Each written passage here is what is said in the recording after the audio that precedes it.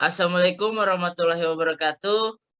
Kami dari kelompok 8 dengan mata kuliah Teknik Penulisan Karya Ilmiah oleh dosen Bapak Muhammad Alfi Pratama, S.Phil, M.Phil. Nah, sebelumnya perkenalkan, nama saya Abdul Razak Triansyah, NPM 19.181 sebagai ketua, dan anggota saya. Nama saya Putri Nursti Julianti, NPM 19.190. Saya Nadifa Fakhriyah, NPM 19.195. Nama saya Andi M. Afif dengan NPM 19.198. Nah, untuk penjelasan mengenai mengenai kelompok saya buat, saya serahkan kepada anggota saya. Saat ini, saya dan teman-teman kelompok saya akan membahas topik mengenai pinjaman online dengan yang berjudul Perlindungan Hukum bagi Konsumen terhadap Pengguna Pinjaman Online. Dan di sini kami mengambil studi kasus pinjol ilegal di Yogyakarta dengan pinjaman 5 juta dan bunganya 80 juta. Slide selanjutnya.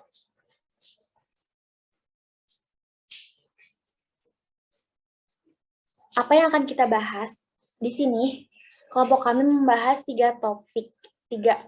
Yang pertama, ada peran OJK terhadap konsumen pinjaman online. Di sini akan menjelaskan tindakan yang dilakukan oleh OJK dalam hal melindungi konsumen, yaitu memberikan informasi dan edukasi, meminta lembaga jasa keuangan menghentikan kegiatannya apabila berpotensi merugikan masyarakat, dan melakukan pelayanan pengaduan konsumen. Yang kedua, ada perlindungan hukum terhadap konsumen pinjaman online. Di sini ada yang menegaskan bahwa pinjol ilegal itu tidak sah secara hukum perdata karena tidak memenuhi syarat objektif dan subjektif. Yang ketiga itu ada peraturan mengenai pinjaman online. Di sini itu pinjaman kredit mudah secara online ini sangat disukai oleh masyarakat karena prosesnya mudah dan sangat membantu di kala terdesak kebutuhan, sementara dananya itu belum ada. Nah, jadi di sini kami akan membahas tiga topik ini. Untuk selanjutnya akan dilanjutkan oleh teman saya. Untuk permasalahan dalam kasus yang akan kita bahas, yang pertama ada maraknya pinjaman online ilegal di Indonesia, lalu banyaknya masyarakat di Indonesia yang tertarik dengan pinjaman online karena persyaratannya yang mudah. Lalu yang terakhir ada kurangnya penyuluhan dari OJK kepada masyarakat terhadap pinjaman online. Selain itu, kami juga memiliki tujuan untuk masalah ini, yaitu memberikan informasi mengenai dampak dari pinjaman online ilegal.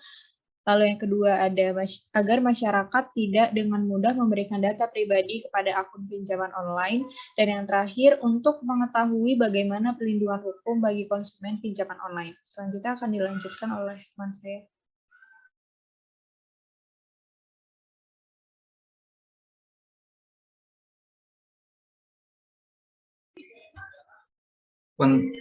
Untuk membahas kasus ini, kami menggunakan data dan berita dan juga jurnal yang terkait.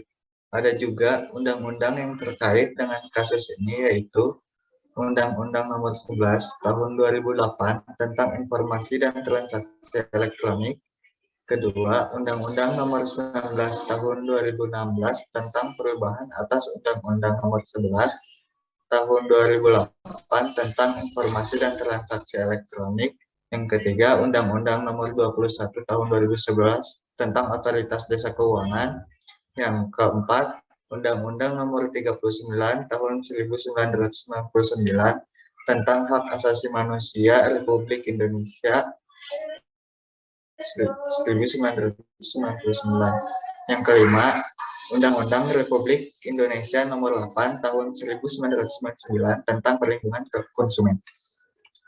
Selanjutnya akan dilanjutkan oleh ketua saya.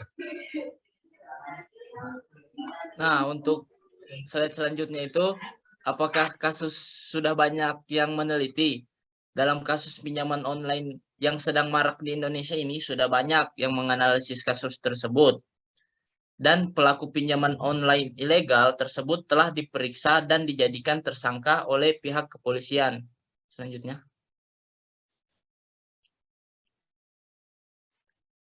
Nah, adakah kesulitan dalam kelompok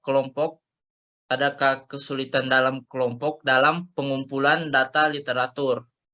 Menurut kelompok kami itu kesulitannya tidak ada karena banyaknya penelitian dari vintage terutama dalam pinjaman online ini. Maka kami mudah mendapatkan sumber-sumber dari penelitian orang lain juga. Mungkin dari kelompok kami itu saja. Apabila ada kekurangan mohon dimaafkan. Wassalamualaikum warahmatullahi wabarakatuh.